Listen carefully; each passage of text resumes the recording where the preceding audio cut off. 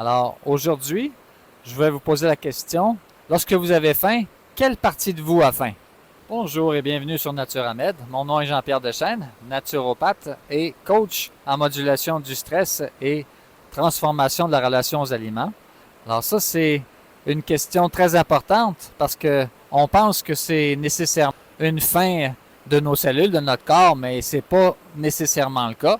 Alors, selon Jane Chosen Bays, qui est maître zen et médecin, elle a distingué 9 types de faim différentes. Alors, il y a la faim des 5 sens, donc la faim de la bouche, du nez, des oreilles, des yeux, du toucher, et aussi la faim de l'estomac, la faim du cœur et la faim du mental, enfin la faim de nos cellules qui composent l'entièreté de notre corps.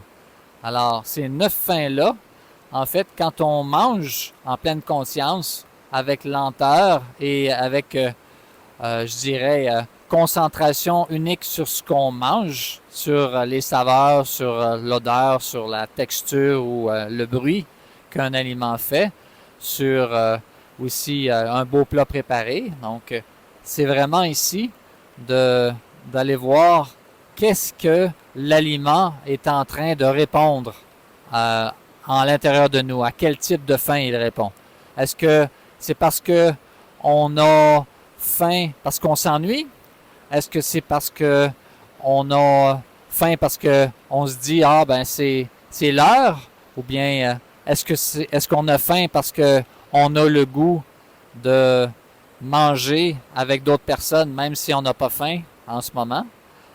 Est-ce que c'est aussi une faim parce que tout simplement on a physiologiquement dans nos cellules donc faim? Est-ce qu'on sent un vide au niveau de notre estomac? Ça, c'est une autre faim. Enfin, est-ce que c'est aussi une faim qui est liée à des sensations nouvelles qu'on veut expérimenter dans notre bouche à chaque fois et qu'on a juste le goût de placer quelque chose dans notre bouche pour occuper notre bouche? Alors ça, c'est vraiment donc plusieurs types de faim.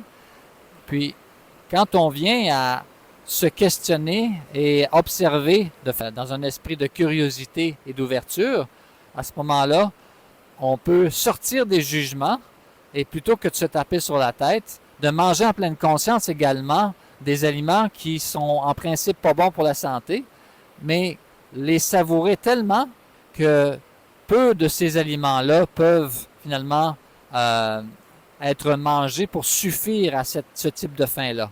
Comme par exemple, manger en pleine conscience 10 chips en prenant le temps de les savourer chacune d'elles peut combler un besoin de vide émotif donc, de quelqu'un qu'on aime qui n'est pas là, par exemple.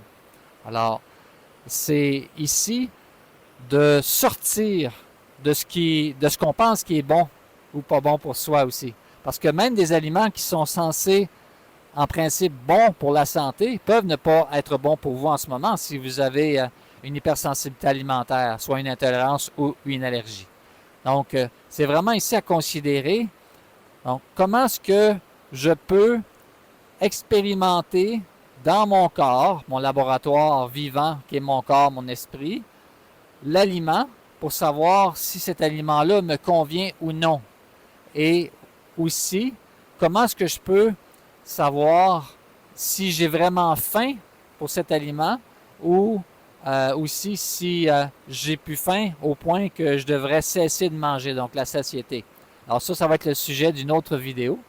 Et pour l'instant, donc ça c'est vraiment basé, c'est au cœur du programme que j'offre sur la pleine conscience alimentaire et c'est vraiment quelque chose de précieux pour transformer son mindset, pour être capable de savoir qu'est-ce qui est bon pour soi en ce moment et qu'est-ce qui ne l'est pas aussi en ce moment. Et enfin, d'avoir du pouvoir sur notre santé justement dans ce qu'on met dans notre bouche et dans l'état d'esprit dans lequel on mange cet aliment-là aussi. Alors, si vous avez aimé cette vidéo, alors vous pouvez cliquer sur j'aime en bas. Vous pouvez également partager cette vidéo et cliquer sur le lien dans la description pour avoir plus d'outils pour avoir une meilleure santé et être libre de symptômes au niveau du ventre, comme les ballonnements, les gaz, les rots, la constipation et la diarrhée. Alors, merci beaucoup et à la prochaine!